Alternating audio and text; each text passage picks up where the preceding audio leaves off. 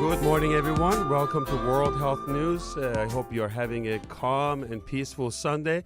We have a full show for you. For about an hour, we're bringing the world experts in every field, and we're going to have talking about screening. We'll talk about a little bit about robotic surgery for colon cancer. We'll talk about whether you should be screening or not, and also my good friend Dr. Siegel just arrived, and he's going to be talking a little bit about Obamacare. Is it good for us or not? Are we better off now than 2 years ago?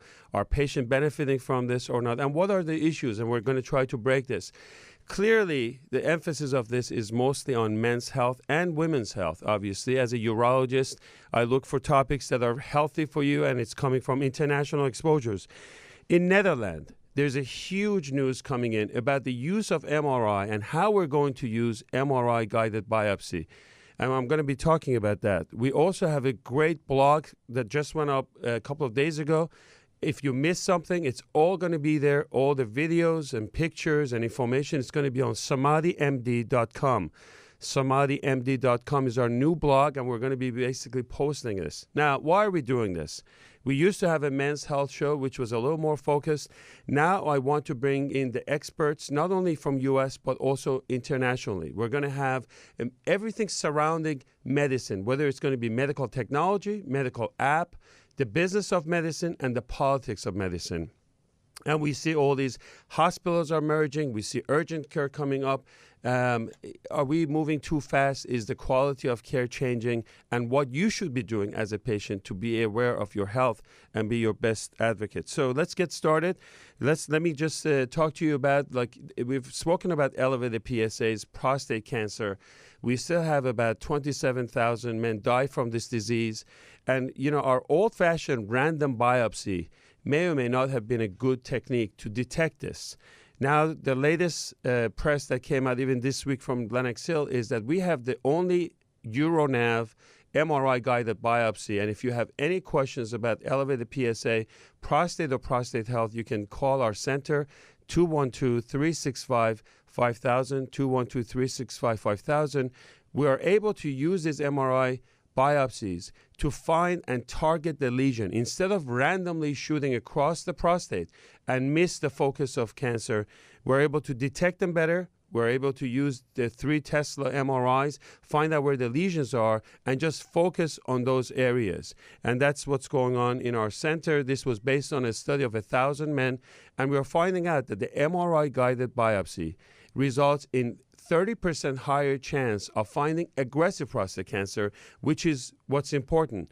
We don't necessarily want to know about those indolent prostate cancers, and that's the reason why we're using this MRI-guided biopsy. So if you have any questions, always call us, and that was a big, exciting news over here. Now, the biggest thing that made it in U.S. this week was about the link of prostate cancer and breast cancer. So if any of your first-degree relatives have prostate cancer, your father, brother have prostate cancer, that increases the risk of breast cancer in the family. Genetics plays a big role. We know about the gene BRCA1 and BRCA2, which is really important. So if your father have prostate cancer, the daughters need to be more aware and get the mammogram and get the screening done and making sure. Right now, we're having a lot of issues with guidelines and recommendations from U.S. Task Force. As you heard, there are issues with PSA levels. Should you be getting them when you're 40 years old, or should you be getting them when you're 55? And I hope that one day AUA, American Urological Association, will wake up and will really consider earlier screening for prostate cancer. We're finding out younger men coming in with very aggressive prostate cancer, and this wasn't the case when we had the old guidelines. Now with the new ones, we're catching the disease later. We're really finding more aggressive prostate cancers, and that cannot be good. And we also have Dr. Craig Wax, who is a family physician, who hopefully will be calling in soon. In fact, he's online. So let me introduce you to Dr. Craig Wax, who's a good friend. He is a family physician calling in from New Jersey. He is also known as a doctor of all media. He is pro-health, pro-screening, and he also has his own radio show on 89.7 WGLS FM in New Jersey. Dr. Wax, good morning. How are you today? Good morning, Dr. Samadi. Thank you for having me, and greetings to your audience. Thank you very much. All right, so you're the first line of place where patients come to see you. As a family physician, you decide whether you should screen or not, should you get the PSA or not, should they go for mammogram. What's on the ground level at the family physicians? What is the thinking, and what is your thought on this? That's a great question, Dr. Samadi. In fact, I definitely recommend patients every year come in, no matter what the age. I see patients from 1 week of age all the way through to senior citizens and a hospice care.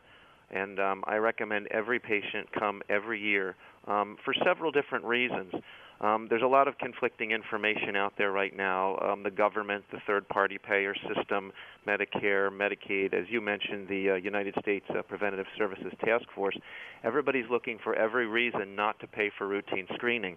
But it's almost like taking care of your car. I mean, would you not change your oil every 3 or 4 months based on use? Of course you would. And yearly you would do certain things.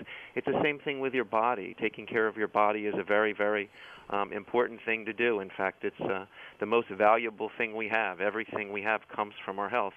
All right, so just wait right there, because I want people to know, if they have questions about screening, to call our station, 877-970-2999, 877-970-2999.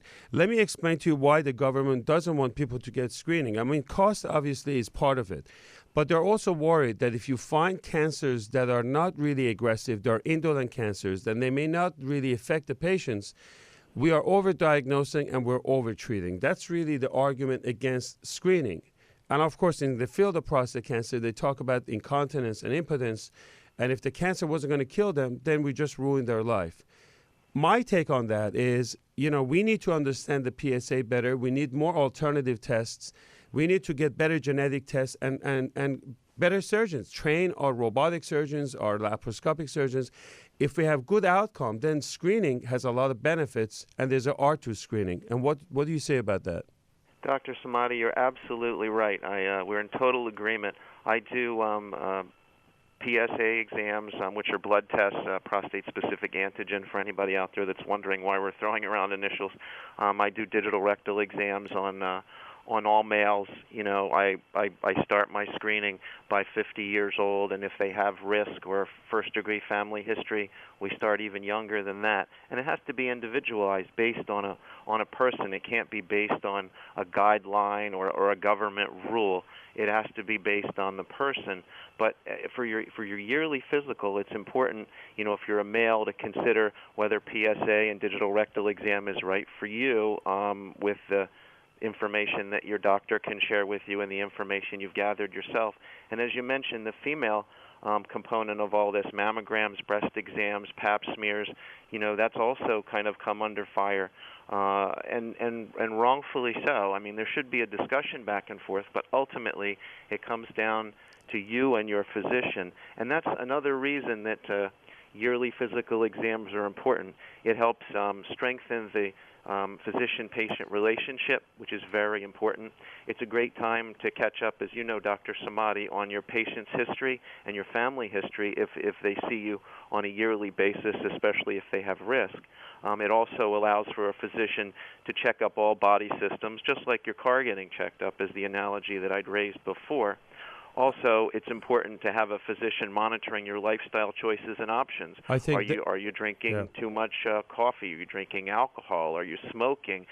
Most Americans, I think at least half of us, are overweight, if not obese, and that's a risk factor for all kinds of metabolic problems. Well, in this show, disease. Yeah, absolutely. Dr. Wax, sorry to interrupt you, but in this show, we're a big fan of coffee, and we've talked a lot about the benefit of coffee and also the fact there was a study last week about MS and also in Parkinson's and Alzheimer's.